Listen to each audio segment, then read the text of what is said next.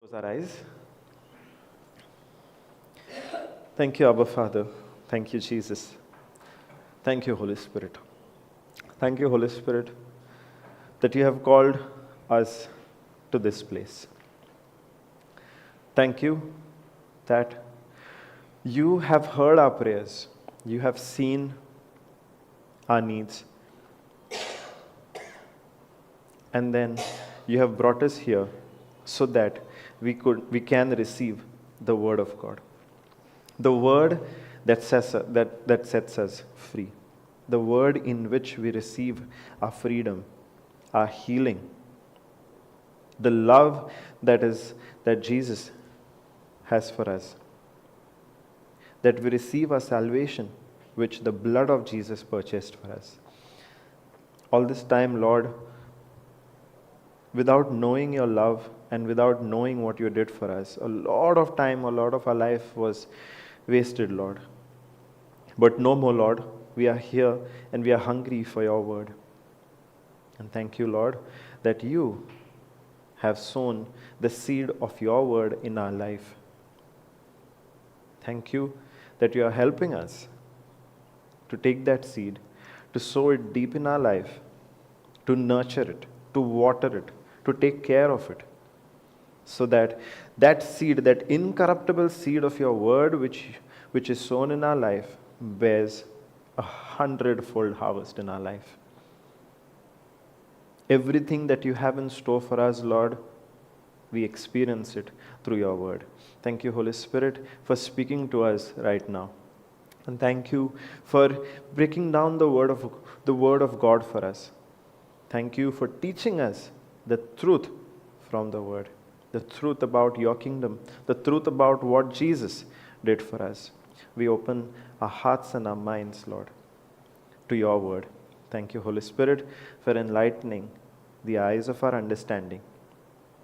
In Jesus' name I pray. Amen. Hallelujah.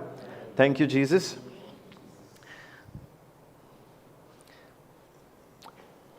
I want to do one small activity.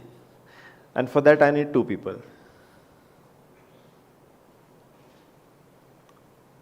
No, not team members, no. I want two people, come on. The brave ones, the courageous ones. Not a complicated activity, it will be a very simple activity. I want two people.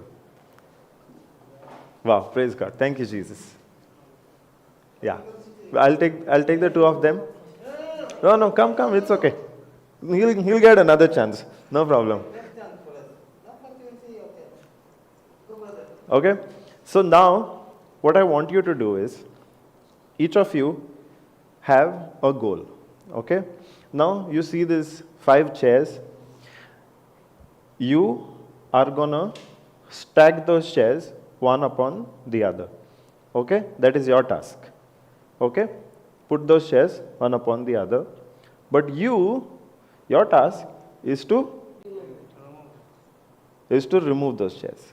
Yes? Okay? Let's do that. Yeah, come. At the same time. Both of you do it at the same time. No. She started, you go and take it off.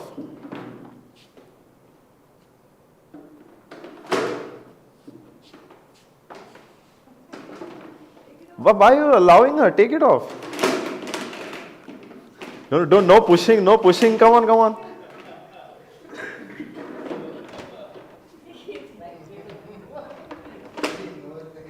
Take it off. You still have a chance. Take it off. Rob that chair. Rob this one. Yeah, no, take the other ones also. If she comes for that, you take the other ones. No, these five. No, if she goes for that one, you dismantle this. Praise God. Okay, enough. Praise God. Thank you, Jesus. Thank you so much, brother. Thank you so much, sister.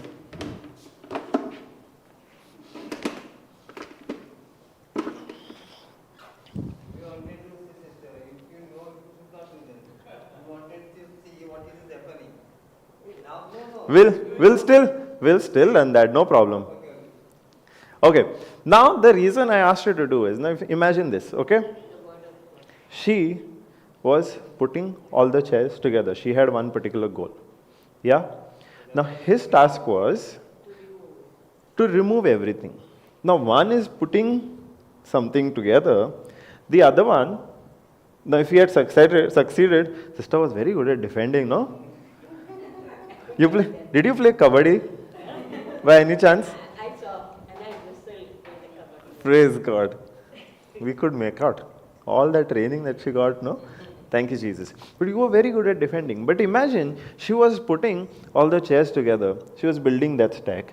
But brother was coming and taking it out. Both are working in two different directions. Correct? So the goal of her putting all the chairs together, if he's working opposite to it, would that goal get achieved? No.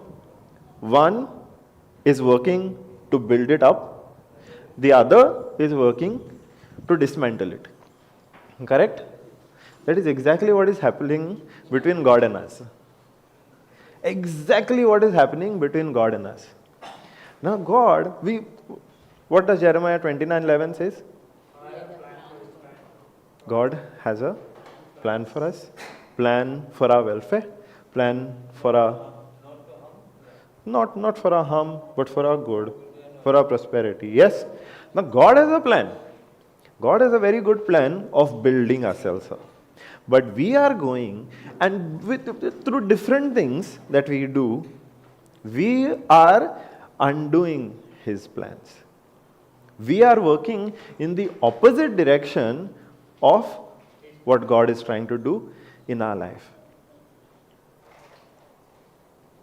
You were saying, no? We wanted to see what would happen if...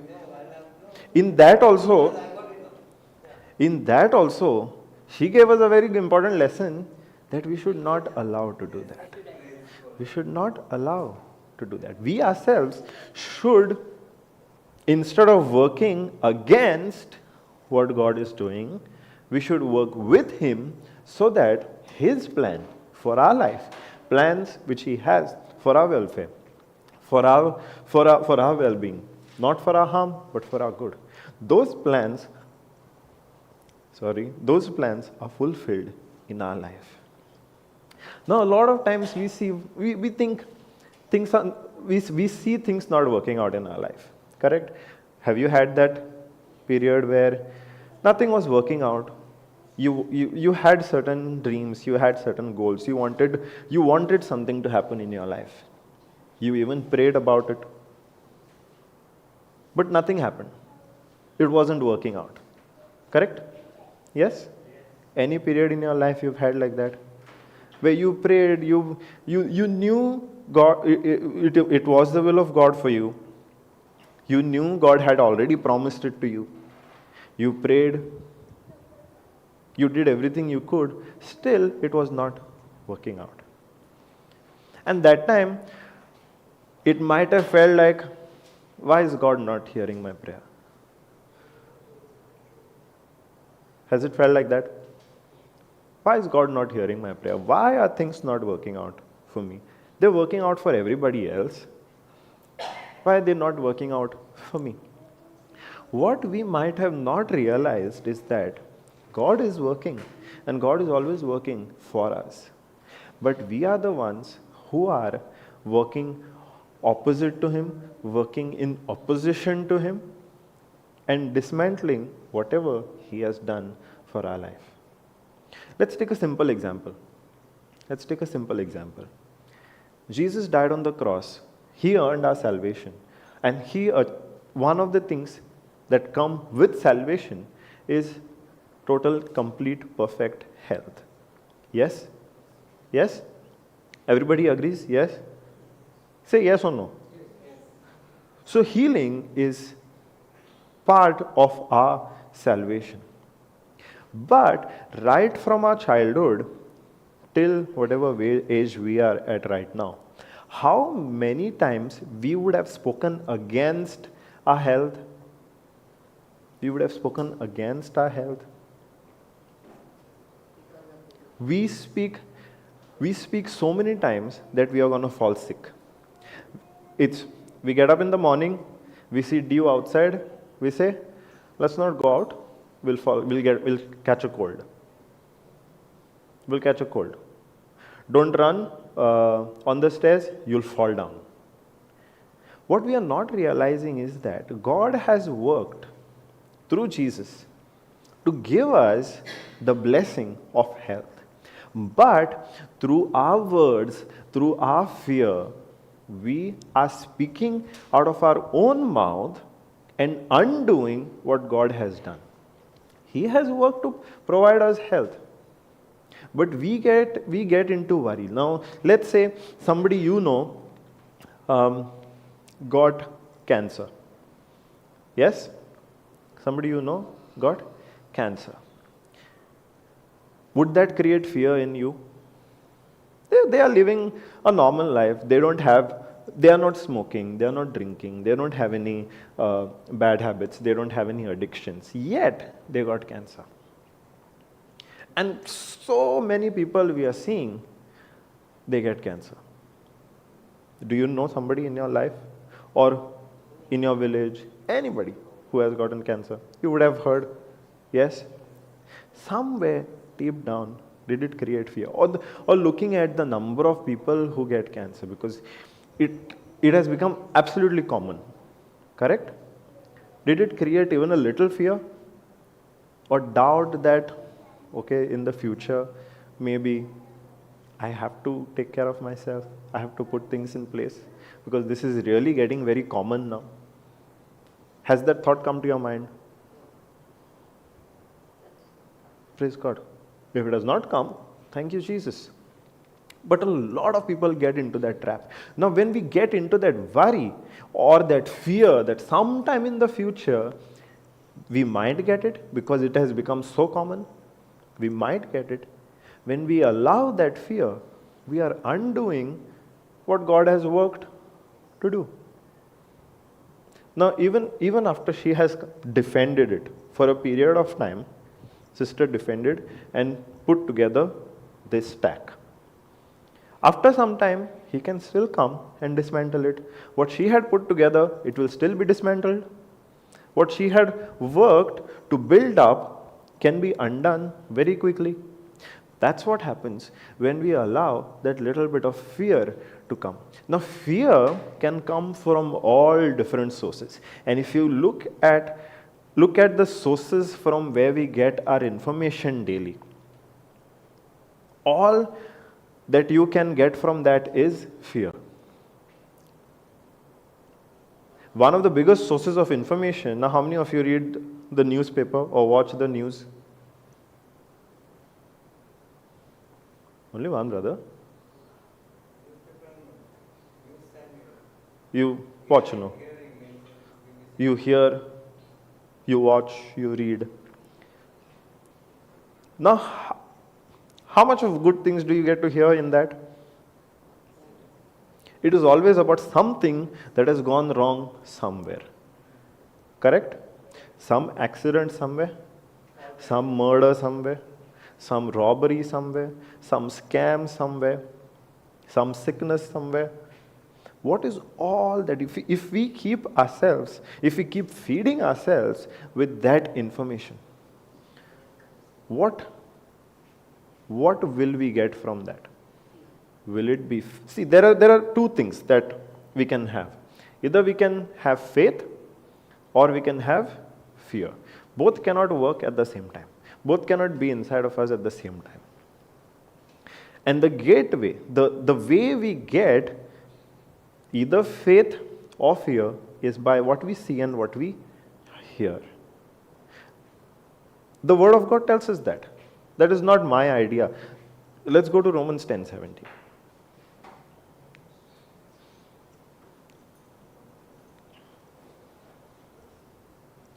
10:17.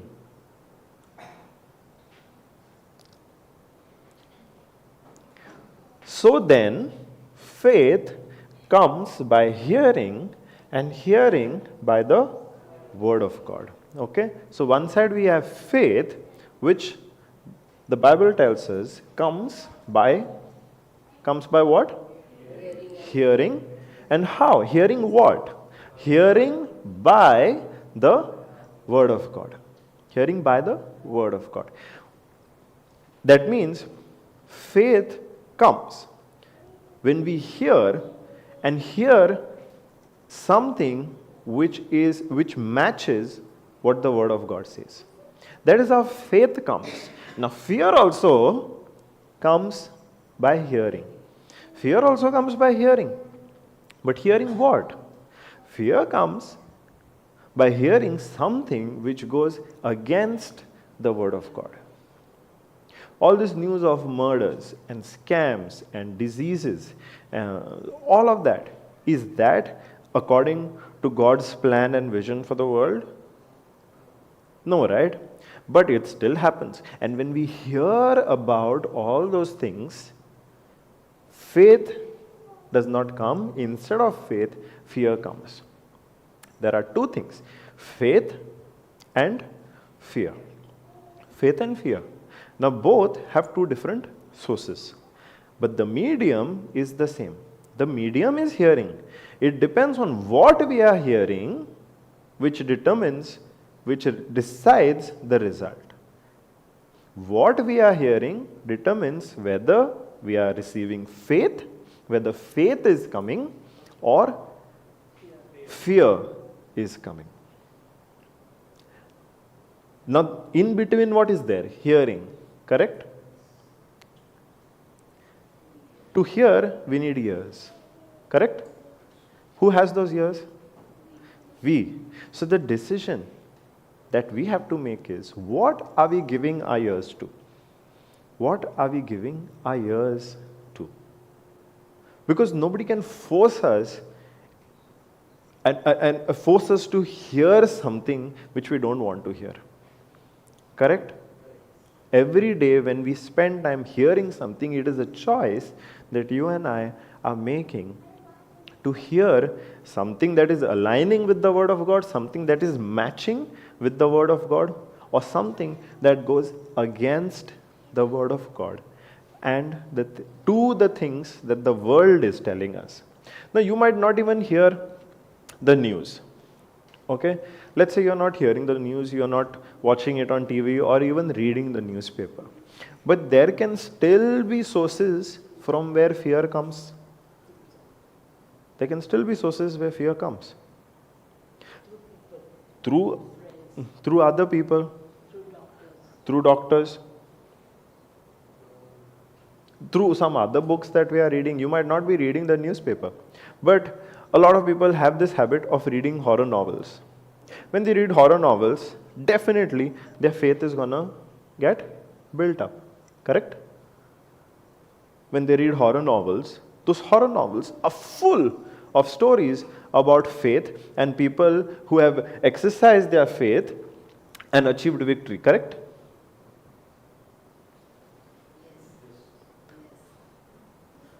How many people said yes?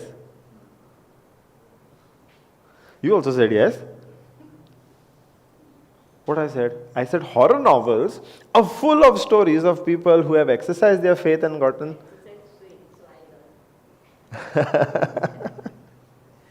Praise God. Horror novels are not full of faith. Horror novels create fear. I tried reading one horror novel once. I read 2 pages and I was scared to sleep alone in the night. 2 pages. 2 pages were enough. 2 pages were enough to create fear in me. Let's say instead of reading horror novels, people are watching horror movies. And nobody watches horror movies during the day, correct? Everybody prefers watching horror movies in the night. What is going to be the result of that? What are we lending our ears to? That is what we are lending our ears to is going to create. See, this is a system. This is a system. You put sugarcane in a sugarcane juice machine, what is going to come? Sugarcane juice only, no? If you are consuming horror novels and horror movies, the result is going to be fear. That is how it works. That is the system. We consume one thing, we put sugarcane inside, the next side we are not going to get orange juice. Correct? We put sugarcane inside, The other side, we are definitely going to get sugarcane juice. If we consume information, if we lend our ears to hearing words of fear and worry and anxiety and defeat, then the result also is going to be just that, fear and worry and anxiety and defeat.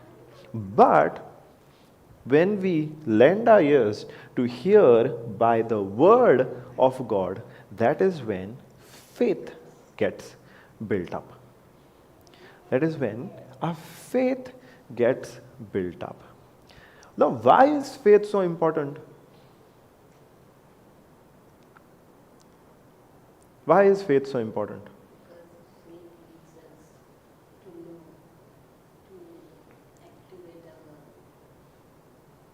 Faith leads us to activate our. Okay. What do you all think? See, I'm not going to blame you for giving an answer which I don't want. We are all here to learn. This is the growth retreat. Let's all learn, yeah? Even if you're not sure of the answer, you speak that answer. Because in the end, what is the goal? The goal is to learn.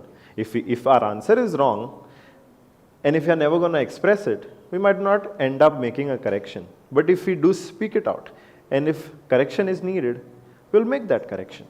Correct? Like sister was giving a very nice example. You look in the mirror, your hair is supposed to be this side, but it is this side. Only when we look in the mirror can we make that correction. Yeah. So whatever answer is there in your mind, speak it out. Yeah. So why do you think faith is important? Faith is important to build relationship with God. Okay. What else?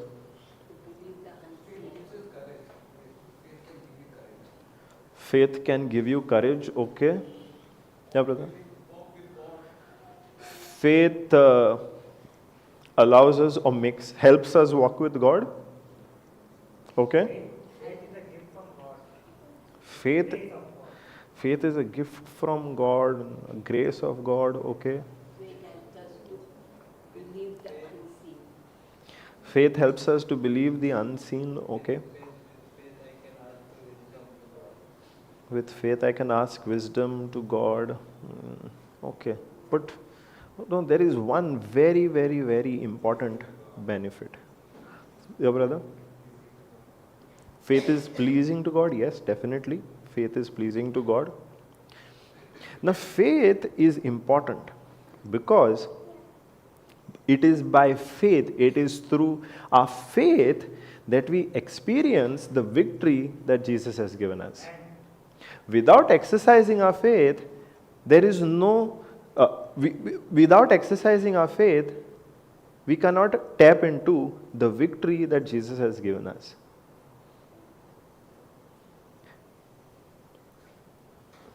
Think about the woman who had the issue of blood. Yes? You know that story? The woman with the issue of blood? Yes? No? How many people say no?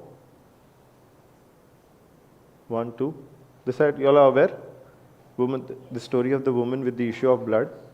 Okay, so what, for the benefit of our brothers, what happened was, there was this one woman, okay, and she was sick, and the sickness that she had was that she was constantly bleeding every day for 12 years. For 12 long years, she was constantly bleeding. Now you imagine somebody who is bleeding constantly for 12 years. Now that person is not going to be strong and healthy and all of that, no.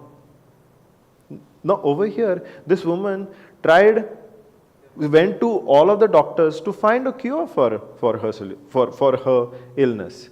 She went to all of the doctors, but nothing worked out. In going to all the doctors, all of her money also ran out. So that she was in that situation, and it was a terrible situation. There was no hope. All of the doctors of that land could not find a cure. Her money had run out. If she had no money, no other doctor is gonna see her. Secondly, at that moment, at that point in time, if you had an illness like this where you're bleeding, you could not even go out in the society because it was taboo at that time. You could not participate in all the social activities. So people were not close to her. She could not go out. She could not come out in the open. On top of that, through constant bleeding, she would not be strong enough to even take care of herself, to cook 3 meals a day. Her situation was terrible and her situation was hopeless. But there comes Jesus, and Jesus goes about healing all these different people wherever he went. And she hears about that. She hears about this person called Jesus who is going and healing all of these people, everybody who comes to him miraculously, casting out demons. She hears that. And when she hears that, she says to herself, if I can only go and touch his garment, I will be healed. If I go and only touch his garment, I will be healed. Now every day Jesus was going out, preaching the word, casting out demons, healing the sick. Okay? And this was also one day like that, where he is going with a man to his house to pray for his daughter, to heal his daughter. And when Jesus is going to this man's house, a crowd around him is gathered and they are following Jesus. And they are pressing against him. It's like a rush that has happened around Jesus. It's like a rush that has happened around Jesus. Everybody is trying to touch him. Everybody is trying to get close to him. And in that crowd, this woman is there, thinking that if she only touches the garment of Jesus, she will be healed. And in that crowd, now you know a crowd, no? We have a supermarket line, we don't allow the person behind us to go in front of us. Would that be possible in a crowd where everybody is trying to touch Jesus, everybody is trying to get close to Jesus? How many people do you think would allow this woman to go before them? Nobody's going to allow that, no? Still, because this woman believed that if she only touched Jesus' garment, she would be healed, in her weak state as well, she went like that. Even though she was not allowed to be outside in the open, she pressed ahead and finally managed to touch the garment of Jesus, and immediately she was healed. Immediately she was healed. And Jesus knew that she was healed. Jesus knew somebody had touched him. And he asked, who touched me? Who touched me? And this woman, although she was scared because she was not allowed to be outside, right, in the open, she confessed, I touched. And Jesus, what was Jesus' response to her was, Jesus said, woman, your faith has healed you. Now Jesus was going and healing different people. Different people he was healing. This woman built up her faith that if she only touches Jesus' garment, she will be healed. Now, how did that faith come to her? That faith came to her because she first heard about Jesus, about the message that he was preaching, and all of the healings that she was doing. So when she heard, now today, what is the message of Jesus to us? It is his message of salvation to us. It is his message of healing that we find in the Bible. She also heard something similar. Maybe she did not have the written Bible, but she heard about Jesus and about all that he was doing. She heard first. And when she heard that, faith came into her. Faith came into her. And when that faith came to her, she took an action based on that faith. When she took an action based on that faith, she was able to experience the healing that Jesus had for her. Now, Jesus came with healing for everybody, not just a few people. There is nowhere mentioned in the Bible where 100 people came to Jesus and he healed only 50 of them. The other 50 he did not heal. There are several instances, I think close to 20 instances in the Bible where the Bible clearly says Jesus healed all who came to him. The word all is mentioned whenever healings are spoken of. I think close to 20 times it is mentioned. Jesus healed all those who came for healing, all those who sought him. So Jesus had healing for everybody, even for this woman. But only when she acted in faith, she was able to experience what Jesus had for her. What Jesus had for her. Now her healing was her victory. Correct? There was an end goal. The end goal was her healing. How was she able to reach her end goal? Through an action of faith. Let me repeat. She had an end goal. Yeah? You and I also have an end goal. Okay? Maybe it is healing only. Maybe it is healing. Maybe it is coming out of an addiction. Maybe it is coming out of some guilt. There is an end goal. Like the woman, her end goal was healing. She was able to reach that end goal when she took an action of faith. When she took an action of faith. And that is why in 1 John 5:4, can we go to 1 John 5:4?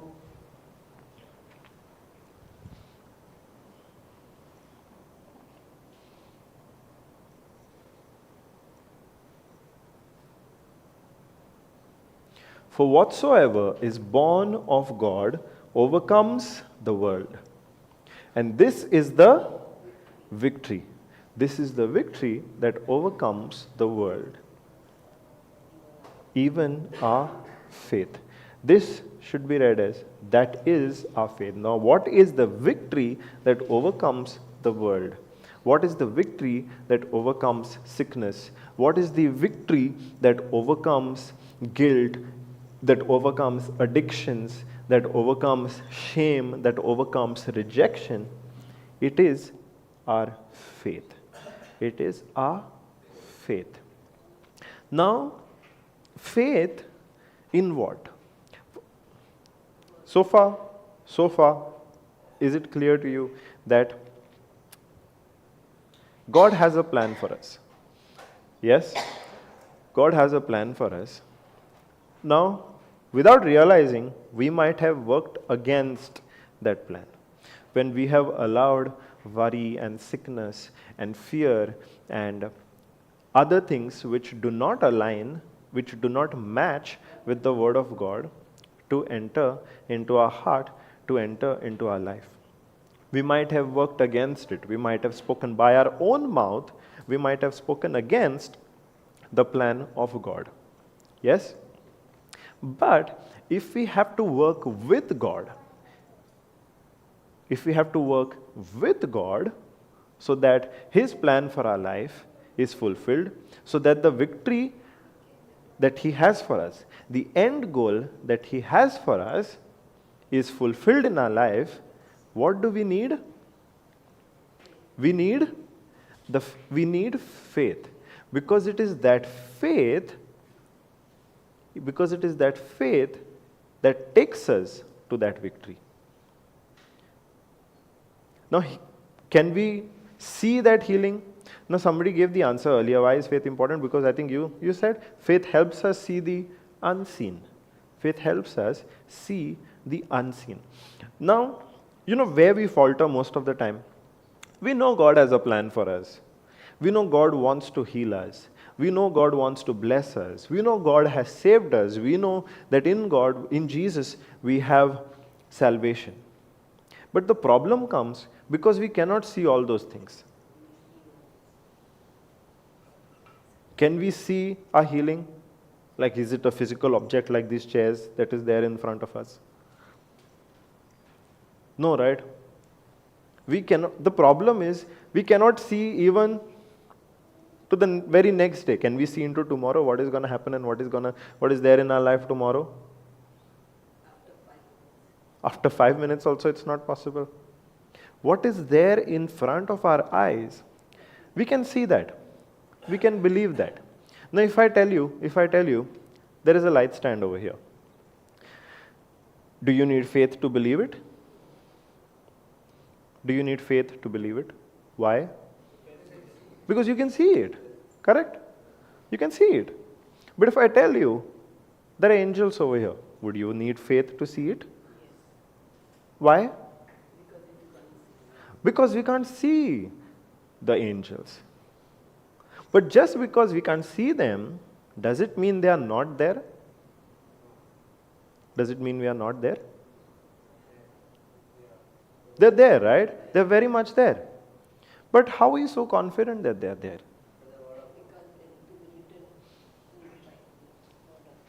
Because you are so confident that there are angels over here because it is written in the Word of God. It is the Word of God that tells us that all of us have angels who are put charge over us, who are given the charge of protecting us, of guarding us. So when we are talking about the faith that takes us to this victory Jesus has given us in the spiritual. It is in that unseen realm. There is the seen. Seen is that which we can see with our physical eyes. The light stand, is in the seen. It's something that we can see. Yes? But our healing is in the unseen. We might be having some pain right now. Yes? Agreed? Everybody will be having some pain or the other right now in their body. Yes? Now the healing from that pain, you cannot see it with your own eyes. It's not something physical that you can see. But it is still real. Just like the angels that you cannot see over here right now, they are very much real. The same way, our healing also is absolutely real. Just because we cannot see our healing with our physical eyes does not mean that it does not exist. It exists. It exists. But to see it, we need faith. We need faith. But for faith to be strong, it needs some kind of evidence. Now, regarding this light, we have evidence. Regarding this light, we have evidence. But for things that we cannot see, all of the things of God, our healing, our freedom from addictions, our deliverance from shame and rejection, those things that we cannot see, but God has already provided us those things. God has already blessed us with those things. To see those, good thing is, for those things also, we have an evidence. For this light, this is the physical evidence that we have. It is there, we can touch it, we can feel it. But for things that we cannot see with our physical eyes, but God has still provided those things, the evidence is the Word of God. The evidence is the Word of God. Like the evidence that we have angels all around us is in Psalm 91. Is in Psalm 91. A lot of times you would have experienced the voice of God through the power of the Holy Spirit in your life. How Brother Raymond was talking earlier, the Holy Spirit spoke to him, guided him in so many different situations and circumstances. How does he know that he has the Holy Spirit to help him, to guide him?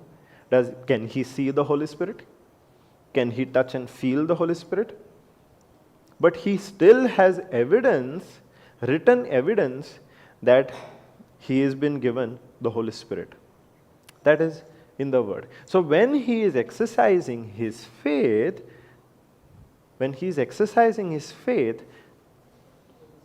and talking to the Holy Spirit, that is not based on something that he can see with his physical eyes, but something that he is seeing through his faith eyes.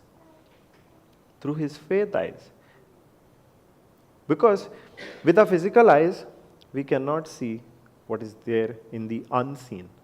But it is with the eyes of our faith, through the written word of God, which is the evidence of the things unseen, we can see our inheritance. We can see our healing. We can see our redemption. We can see our forgiveness. It is through our faith eyes. So this is why faith is important. Faith is important because it helps us. Through faith, we can see our victory. We can see our victory. There is no other way we can see the victory that Jesus has earned for us. There is no other way. Jesus has given us victory in every area of our life. If we have sickness, Jesus has given us healing. If we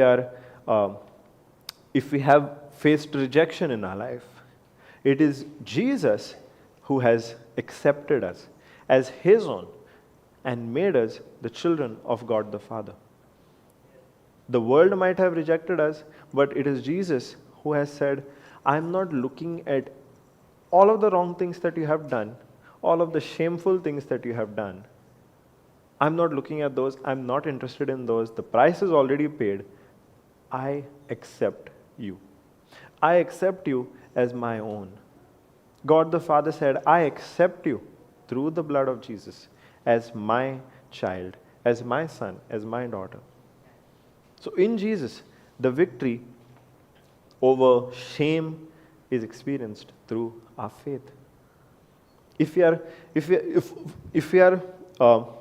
are battling with let's say the curse on our finances, where we are working so hard, but our finances are not getting blessed.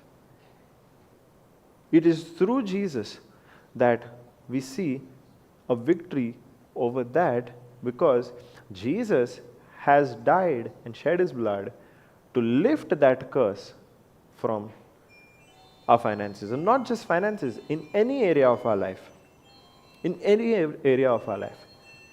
Let's say we are facing a trouble in our marriage, or with our children. To restore that relationship also, Jesus has taught us a way. The victory in our families, in our marriages, with our children, we experience it through our faith in what Jesus has done. In what Jesus has done. See, earlier we were learning about how God created Adam in his own image, how he put Adam in charge of all of the creation, But then Adam finally fell. He disobeyed, he fell. And as a result of that, death entered. Now the death was not a physical death that entered into Adam's life. It was a spiritual death. Now that spiritual death came from that separation of Adam from God. And because of this spiritual death, all these other things came into man's life, like sickness. Sickness came because of their disobedience, because he got disconnected from God. When man got disconnected from God, he opened his life for the enemy to influence in so many different ways. Through greed, because of greed, so many people started committing murders. Because of pride, so many people started running after money.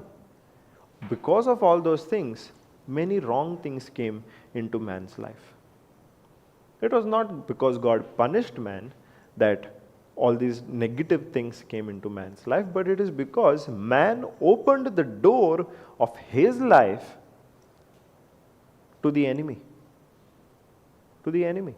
Just as some of us would work to dismantle those chairs. We, without realizing, without even knowing about it, we ourselves, in so many areas of our life, we opened the door for the enemy to attack us. Be it with our finances, be it with our families, be it with our health. A lot of times, without realizing, we ourselves had opened the gate, the door to our life for the enemy to come and attack us. Now, something like this had happened in my life also, where for many, many years, I think close to 10 years, 10 or even more than 10 years, I was slowly building up bitterness in my life. I was building up anger in my life with different people. Somebody did something that hurt me. It remained with me. It created bitterness in my life. Somebody did not fulfill their responsibility. It created bitterness. It created anger. So for close to 10 years, I was walking with all that bitterness in my life, getting angry, harboring. I used to say things like, I will never forgive that person. I will never forgive that person for what he has done. Now that is not me acting out of love, no. That is coming out of what? All that bitterness that I was carrying, all that anger that I was carrying on. These were not big things, by the way. Nobody robbed from me. Nobody came and punched me and hurt me physically. Those would have been big things. Those would have been big things. I was carrying the hurt of even small things. One small statement that somebody made, one interaction, one conversation with somebody that hurt me. I was carrying all of that. Now I did that for 10 years, or a little more than 10 years. But what all of that resulted in is a sickness in my life, which when I went to the doctors, they said, there is no cure for this. You have to be on medicines all your life. You can only control it by taking medicines. That was the diagnosis that the doctor gave. You have to live with this sickness, and only the medicine, you cannot cure it. The medicines are there only to control it. You have to take the medicine. Sometimes the dose of medicines was very high. If I controlled all my diet and everything, the dose of medicines was reduced. So that up and down was happening. But how did that sickness gain entry into my life? At that time in the natural, it feels like, okay, some people fall sick, natural, no. But today, through the word, we know when we are carrying all that hurt and all that bitterness inside of us, the word tells us where there is strife, there all kinds of evil things are there. So when for those 10 years, 10 plus years that I was carrying that bitterness for small things, that was I working against the plan of God for my health by carrying all that bitterness? With my own actions, I was opening the door to my life for that sickness to come and attack me. Now that sickness is not something natural, right? A lot of sicknesses are not natural. Why does bitterness lead to sickness? Different sicknesses. A lot of times unforgiveness. Unforgiveness is another thing. Now, I'm carrying that bitterness, but it is because I have not forgiven somebody. Yes? So I'm carrying that unforgiveness. Unforgiveness is a cause of lot of sicknesses. Whenever we come across people who come and talk to us about wanting to receive their healing, a lot of the times we have to guide them to find out if they are carrying any unforgiveness. If they are carrying any unforgiveness. And the minute they forgive, they let go of that unforgiveness, they experience their healing. This has happened so many times in so many testimonies. This you will find very, very commonly. If you go and watch the testimonies which are uploaded on the YouTube channel, you will find that a very, very common thing that they did before they received their healing was they forgave the people against whom they were holding that hurt. They were holding that hurt. As long as we have that unforgiveness, somebody did something to us, somebody said something to us, somebody stole something from us, somebody encroached on our property, somebody spoke badly about us to our neighbors, our school principal hurt us, our school teacher said something bad about us. I was deserving of the first rank. They did not give me the first rank. They gave me the second rank. Small, small things we carry, and those lead to that unforgiveness. And that unforgiveness opens the door for sickness to enter in our life. And in my case, that was the case. But the good thing is, in the Word of God, we find the solution out of this. See, we are working against God to dismantle His plans. Now, God definitely knows that, right? God knows each and every part of us. He knows each and every thought of us. He knows how we are working against His plans. Now, He loves us so much that even though we are working against Him, He is not saying, go do. You are working against me. No, now you experience the consequences of your actions. He's saying, no. I love you. I love you. I will help even though you're doing everything to dismantle my plans, to work against my plans. I will continue to show you how you and I can work together. How you and I can work together. Because He wants that. He had that kind of a relationship with Adam. That was His original plan. He used to come and take walk with Adam. Why? Because He wanted to work together with Adam. He gave Adam the dominion over all the creation. Now Adam was supposed to rule over all that was created. Now Adam did not go to any university to learn all management principles. No, right? So how would Adam rule over all the creation? The goal was that Adam would learn from God Himself and exercise His authority. God wanted to work with Adam, and God wants to work with you and me to build our life. And even when we go against Him, He is still continuing to teach us how the two of us can work together. And that's what God did in my life. That's what God did in my life. Through unforgiveness, through all that bitterness that I was carrying within me, I was going against His plan for my health, and I had opened the door for a sickness. God started teaching me how I can come out of that. How I can come out of that. Now He taught that to me in many different ways. In many different ways. While teaching me His system, He revealed to me this area of unforgiveness. This area of unforgiveness. Now how many of you know Mark 11, 24?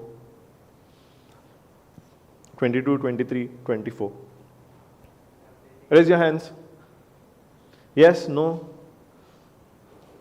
All those who are hungry, raise your hands.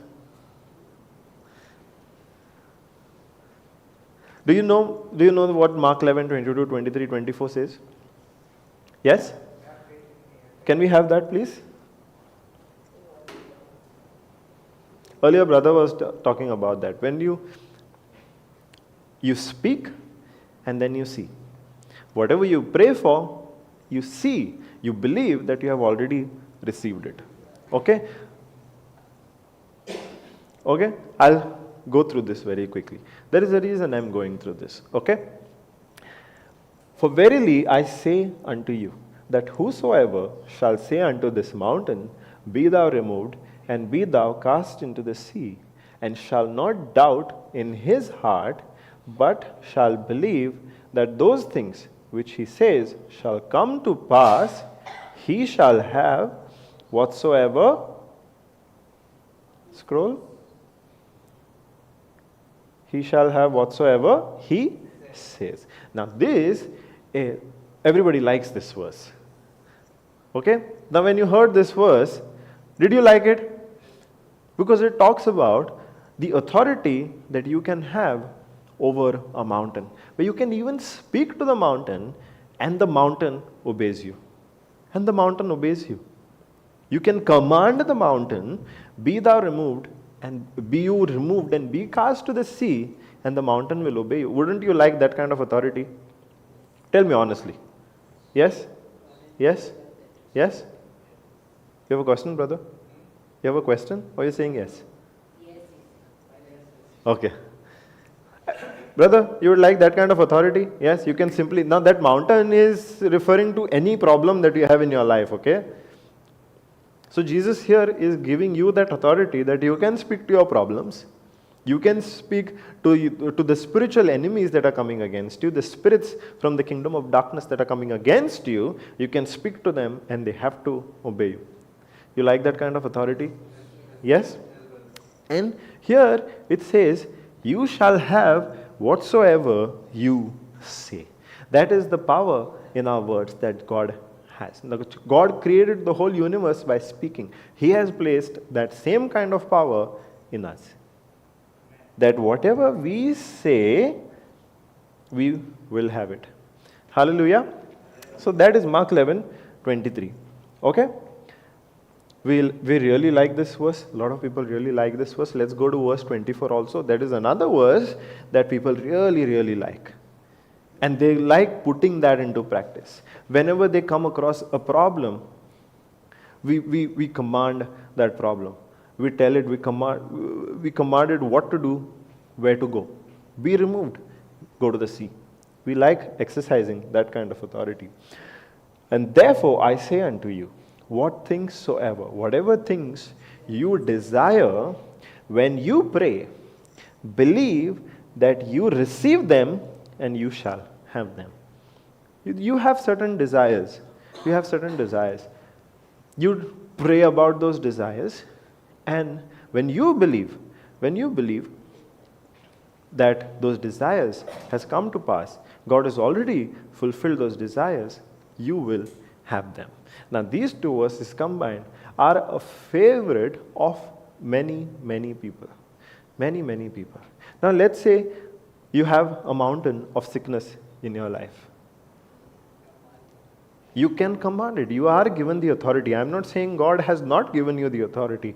The Bible is very clear. These are written in red font. That means these are Jesus' words, nobody else's. Not the apostles, not anybody else. These are Jesus' words himself. So Jesus himself is teaching us what authority we have. That we can command to that mountain of sickness, of death, of rejection, of problems in our marriage, to be removed from our life, to get out of our life. And when we make that prayer, when we believe that it has come to pass, our health is restored, our finances are restored, our debts are paid off, there is love in our families, there is love between our children, us and our children, all of those things that we are praying for, we believe, then we receive them. We receive them. But the problem is, people only take 23 and 24. That's the problem, because we take only 23 and 24. Now after 24 comes 25. Yes? Now what is 25? And when you stand praying, so the 24 is talking about when you pray, believe. But 25 continues because it starts with and. When you start a sentence with and, it is connected to the previous sentence, right? It is connected to the previous sentence. Whenever we start a sentence with and, it means it is connected to that previous sentence. So here, the word says, and when you stand praying, forgive. No, people don't like this. No, no, no, no, no. We like authority, but this forgive very difficult. No? Because of within that, because of this person, my whole life is ruined. Yeah. Because of this person, my whole life is ruined. How can I even do this? That person does not deserve this. That person does not deserve this. He also has to be mad. He has to be taught a lesson. He needs to learn his lesson. Yes? Then I will get what? My peace. But joy. Oh my God. And when you stand praying, forgive. Forgive. If you have aught against, if you have anything against anybody, so that your Father also, which is in heaven, may forgive you your trespasses. May forgive you your trespasses. See, now this is not, why is God asking us to forgive people who have hurt us? Unforgiveness causes all the Unforgiveness causes all, yeah, where there is strife, where there is unforgiveness, every kind of evil is there. The evil of sickness, the evil of broken marriages, the evil of addictions, all that is there when there is that unforgiveness. But God wants us to forgive them because we ourselves have experienced that forgiveness. No. Now if you look at two people, both have hurt each other. Okay? Now both of us are not willing to forgive the other person. But through a lot of our actions, we have hurt God also. We have worked against Him. Now God is saying, I forgive you. I am not whatever you did against me, against my word, against my commandments. I am not holding that against you. I forgive you completely. I don't even remember what you did wrong. Now, if we have received from God that kind of forgiveness, that kind of love from God, God is asking us, see, the love that you received from me, the forgiveness that you received from me, you give to somebody who has hurt you. Just the way I don't remember what you did wrong against me, you also don't remember the wrong that somebody did to you. He's not saying, I will remember your sins, but you go and forgive. He's not saying. He's saying, the forgiveness that I give you, the love that I give you, you give to somebody else. Because He knows what that unforgiveness can do to us.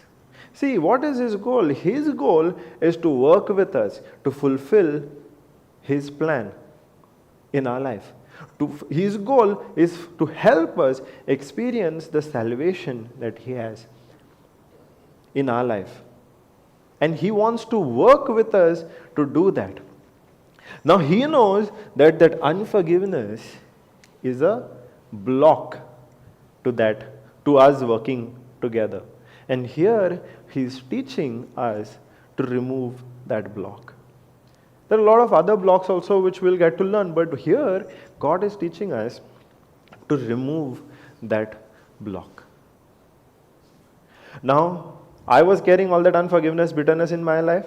That opened the door for that sickness which the doctor said you cannot cure. It cannot be cured. It has to be with you for the rest of your life. When I learned this truth, when I learned the truth that God has forgiven my sins, every single one of them, He is not remembering any of those.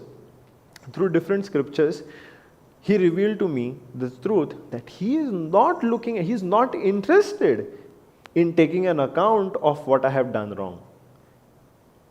Whatever wrong I have done in the past, God is not interested in those things. What He is interested is in only sharing His love for me.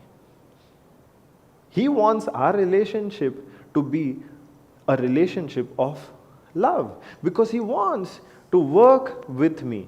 Now, if He is holding that grudge against me, saying, you did this sin, no. How will we work together well? Correct? If you have any hurt against me, I have any hurt against you, how well will the two of us work? We'll never be able to work together, right? That is why God, He's saying, I'm not looking at your sins. I'm not looking at your sins. I only want to give you my love. I only want to give you my love. And when God revealed that truth to me, and when I accepted that, and I made a prayer saying, God, just as you have forgiven my sins, same way, whoever has hurt me, I forgive them. I don't want to hold this unforgiveness against them. I don't want to hold this bitterness against them. I let it go. And I forgive them. I forgive them.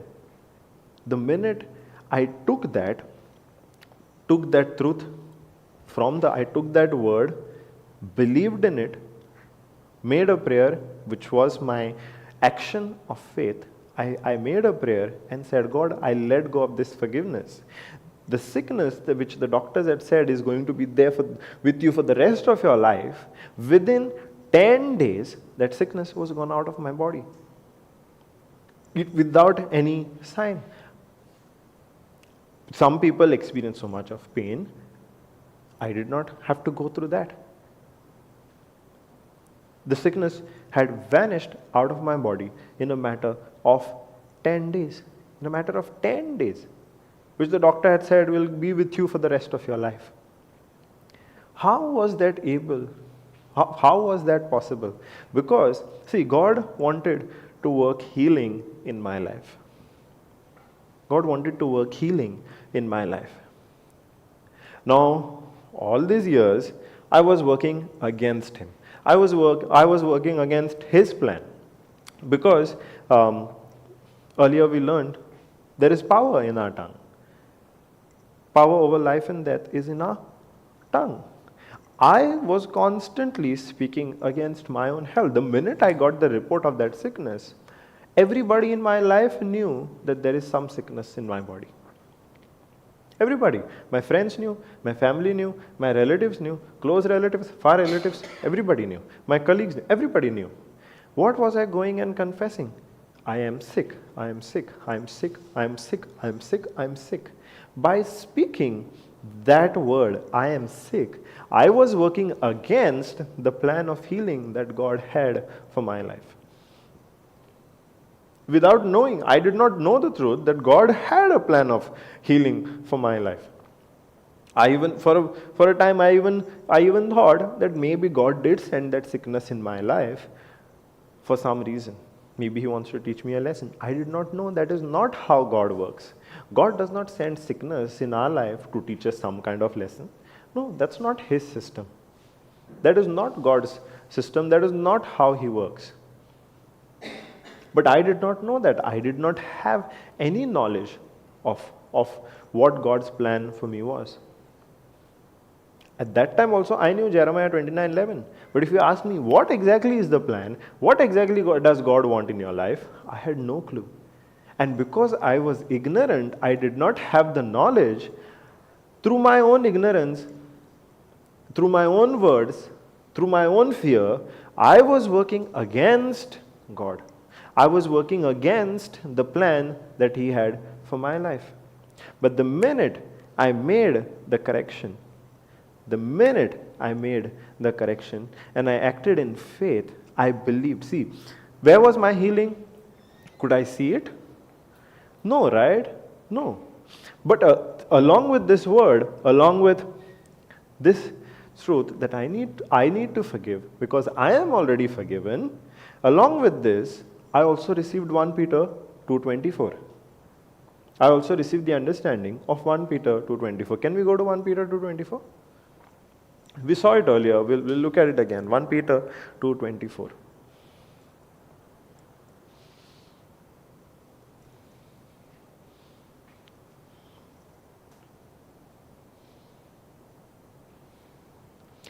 Who His own self bore our sins in his own body on the tree, that we, being dead to sins, should live unto righteousness, by whose stripes you were healed.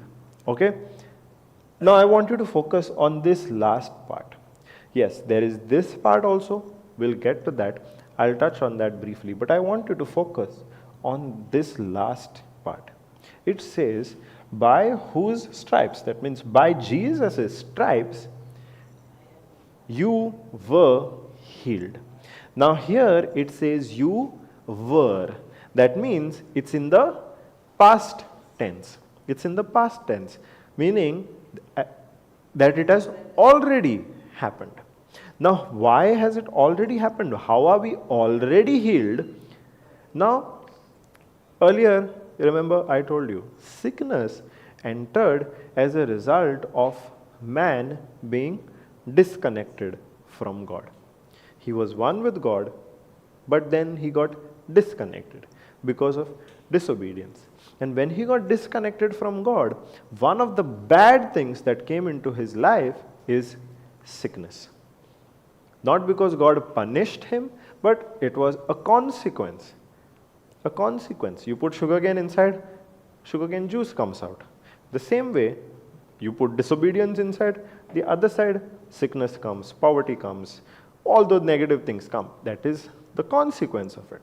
So, sickness, we are healed from that sickness because Jesus took that sickness on his own body. Jesus took that sickness on his own body. When he was stripped and when he was beaten, he bore our sins in his body. What is sin? Now, the disobedience which caused that disconnect. When man disobeyed God and he got disconnected from God, that disobedience was sin. That disobedience was sin. Now, for that sin, there has to be punishment. Correct? You take a case in the court. If somebody has committed a murder, which is a sin, the court will definitely punish. Yes? The sentence will definitely be. The court cannot say, no, first time, no murder, no problem. The court is not going to say that, no, first time or no, the court has to punish. The same way, God is also a judge. God is also a just judge. So, if there is sin in the world, he still has to punish that sin. Now, the sins that you and I have committed, those also have to be punished. Yes? Now, as a consequence of sin, sickness came into our life. Now, for those sins, somebody has to be punished. Somebody has to be punished. But now God, see the love of God. God says, I love you. So I won't put the punishment on you. You have committed sins, no. But I won't punish you. I will put that punishment on Jesus. Jesus will take that punishment on your behalf. And the benefit that comes after the punishment, the freedom that comes after the punishment, that you experience. The benefit you experience, but the punishment required to get that benefit, Jesus took it upon himself. That is what 1 Peter 2:24 says. Who by his own self bore our sins. He took it upon himself, the punishment that was due for our sins. To come out, to get that freedom from sickness, our sin had to be punished. Yes? But God did not put that punishment on us. God put that punishment on Jesus. So Jesus took the punishment, but the freedom from sickness we get. Jesus took the punishment, but the freedom from sickness you and I get. That is what 1 Peter 2:24 says. And it is already done. Now, if it is already done, where is it? If it is already done, if God has already healed us. Where is it? Where is it? In the bank. Where is it? It's not there? Oh my God. Healing is not there? No, the thing is already, we are already, Yeah, but sickness is not. our sickness is not there. But you are still feeling pain. That is what is in your mind. We are confident. Praise God. So, God has already healed us. But here, we have to understand that there is a spiritual world and there is a physical world. The pain that we see is in the physical world. But there is also a spiritual world. Earlier, we spoke of something that we can see with our physical eyes and something that we cannot see. But that is still real. Where are angels? In the spiritual world. We cannot see it, but it is still real. The same way, healing also is in the spiritual world. We cannot see it with our physical eyes, but it is still real. Now, that thing which is there in the spiritual comes to the physical when we exercise our faith. Through our faith, what is there in the spiritual comes to the physical. So when we exercise our faith in the Word of God, which says there are angels in the spiritual, and walk boldly without being scared, that is when we experience angels actually protecting us. Angels actually protecting us. We are walking, just an example, okay? We are walking in the night on a road where nobody else is there. Just the street lights. You walk, and ahead you come across a gang of men. A gang of men. They're all gathered over there. They're talking loudly. They're laughing loudly. How confident will you be to walk through that? Will you be scared? Men are looking at saying, no, we won't get scared. He won't get scared. He's laughing. Some of us might get scared to walk in front of that gang. But over here, if you remember that the Word of God promises you that there are angels given the charge to guard you, if there are angels around you, would you have confidence to still go ahead? Because you know, you might not see those angels with your physical eyes, but you are still believing and you're still having faith that the Word of God is true. The Word of God does not lie. It is true always and forever. That means guaranteed there are angels around you. You will feel confident to still walk through that street and not worry that somebody might attack you. Somebody might attack you. On this also, there are so many testimonies on YouTube. The teachings on YouTube are a treasure. There are, for every situation, you will find a teaching and a testimony. I'll get to that part later. But believing and having faith in that word, which guarantees you there are angels given charge over you, you will be confident. Because through your faith, you are seeing those angels. You're not seeing those angels with your physical eyes. It is your faith that is helping you see those angels. It is helping you see. Even to see with your physical eyes, you have to keep your eyes open. If you close your eyes, you cannot see anything. But when you are seeing things with the eyes of your faith, then whether your eyes are open or whether your eyes are closed, you can still see those things. You can still see those angels charge over you. And healing also is like that. Any blessing is like that. Any blessing that Jesus has already given us. The healing is in the spiritual. And when we exercise our faith, with the eyes of our faith, we see that we are already healed, it says, the word of God says, you were healed. Another translation will say, you are already healed.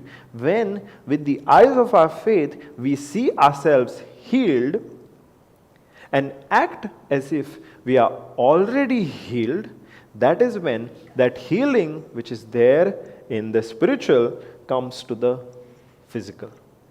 Just as when with the eyes of our faith, we believe and see angels around us, we experience the protection in the physical, the same way, when we, with the eyes of our faith, see that we are already healed and act as if we are already healed, that is that action of faith. That woman with the issue of blood took an action of faith. Here also, we have to take an action of faith. When we believe, see, take an action. That is when that healing which is there in the spiritual comes to the physical. The healing is an example. In the spiritual, every victory, every blessing is there. Let's go to Ephesians 1:3.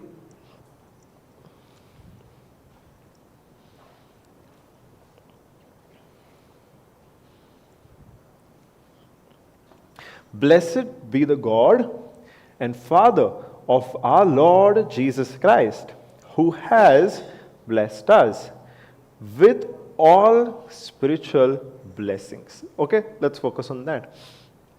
Blessed be God, the Father of our Lord Jesus Christ, who has blessed us. It does not say who will bless us. The Bible, the New Testament especially, you will notice that all of it is in the past tense. All of it is in the past tense. Brother, open your mouth and say, thank you, Jesus. Thank you, Jesus. Thank you, Jesus. Thank you, Jesus. You are my Lord. You are my God. You are my Savior. You are my Lord. You are my Lord. Jesus, you are my Lord. Jesus, you are my God. You are my Savior. Thank you, Jesus. Thank you, Jesus. Thank you, Jesus. You can hear me, but at the same time, you can continue saying, thank you, Jesus. Whisper, tiny whisper. You are not disturbing anybody. Be bold. You are very strong, brother.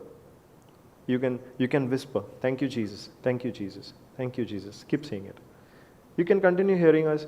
Nobody is getting disturbed. Anybody getting disturbed? No, right? Thank you, Jesus. Can we say thank you, Jesus, for our brother's healing? Thank you, Jesus. Praise you, Jesus. Thank you, Jesus. So God has already blessed us. God has already blessed us with all spiritual blessings. See, God, He loves us so much and He wants to work with us so much, He's even willing to give us a blank check. Would you like a blank check? Yes? No? Blank check? Why are you hesitating to? Everybody likes. Nobody wants to say. He has blessed us with all spiritual blessings. But those blessings are where? In the heavenly places. Those blessings are there in the spiritual world. Those blessings are there in the spiritual world. We'll learn about the spiritual world, we'll learn about the physical world as well. And we'll learn deeper of how things come from the spiritual to the physical. Okay? So God has blessed us with all spiritual blessings.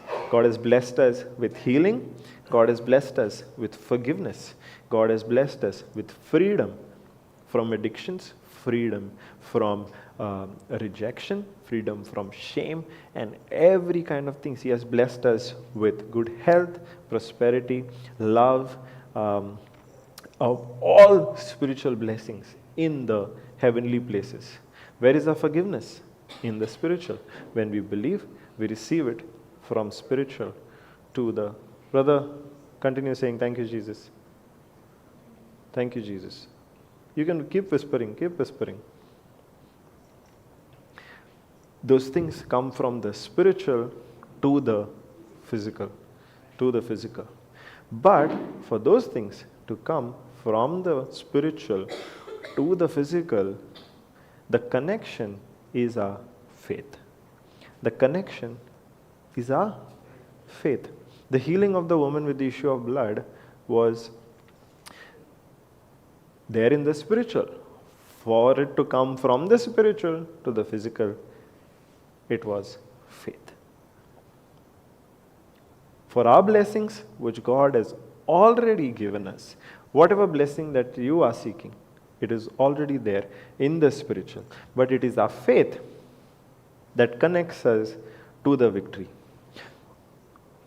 When I asked you earlier, why is faith important? Because somebody said faith pleases God.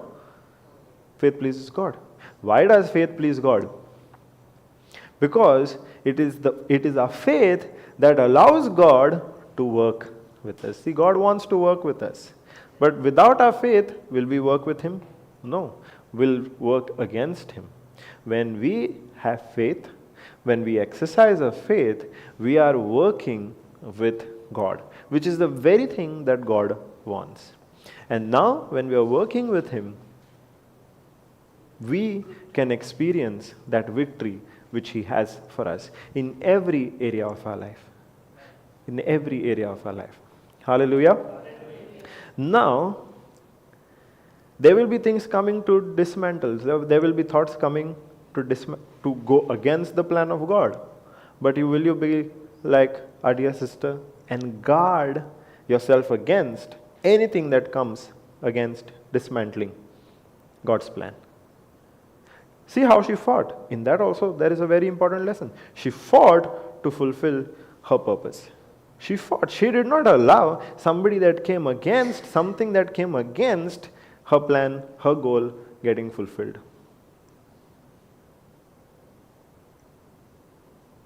She guarded. She fought. She resisted it. She resisted it. Praise God. For the good fight of faith. Hallelujah.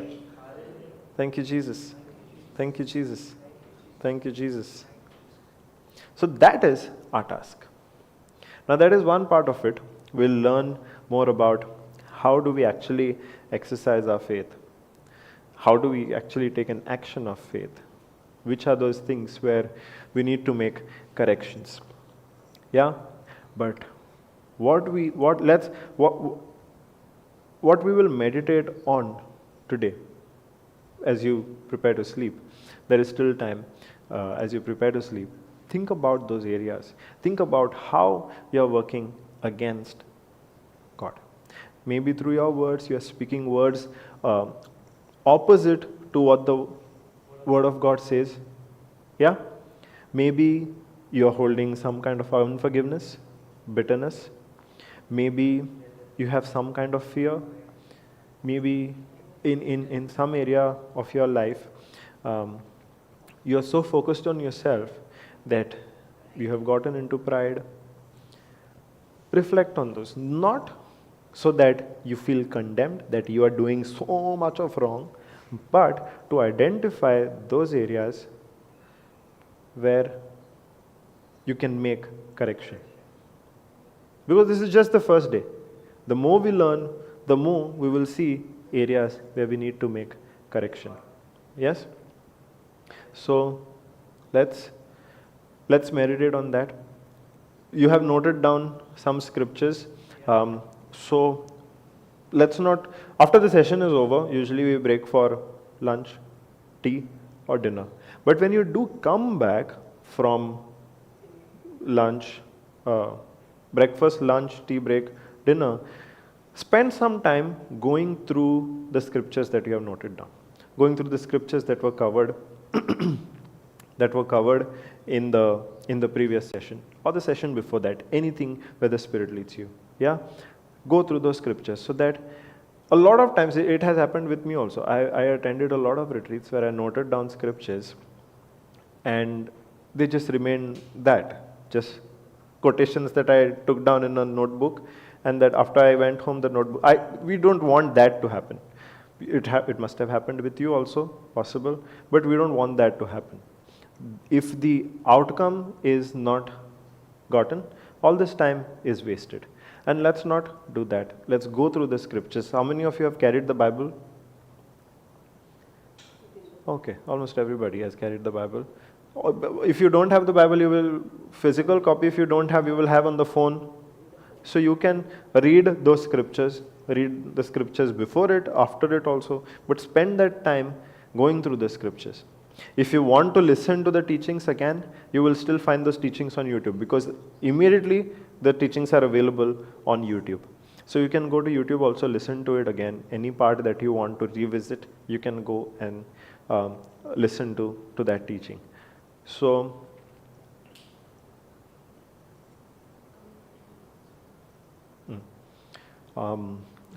let's do that. Let's use this time well to get a deeper and deeper understanding, so that this growth retreat really becomes a time of our spiritual growth. Hallelujah.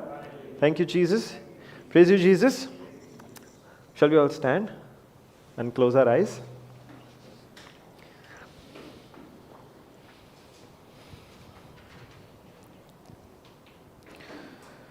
Thank you, Abba Father. Thank you, Jesus. Thank you, Holy Spirit. Thank you for the truth that you have spoken to us right now. Thank you for revealing to us the boundless love that you had for us, and everything that you did for us because of your love. Thank you for revealing to us that you want to work with us. And thank you, Lord, for teaching us how to make corrections, so that we don't work against you, but we come back to you and we work with you. Because, Lord, your plans for our life are much, much greater than we can even imagine. So thank you, Lord, that you are teaching us how we can work together. Thank you, Lord, for your word that you have broken down for us. Thank you that through your word, you have revealed to us the areas in which we need to make correction. Lord, thank you for being with us throughout this time. Thank you for continuing to teach us. Thank you for speaking to us into each and every need of us, to each and every desire of us. Thank you for revealing your promises to us. Father, I make this prayer in the name of Jesus Christ our Lord. Amen. Hallelujah. Thank you, Jesus.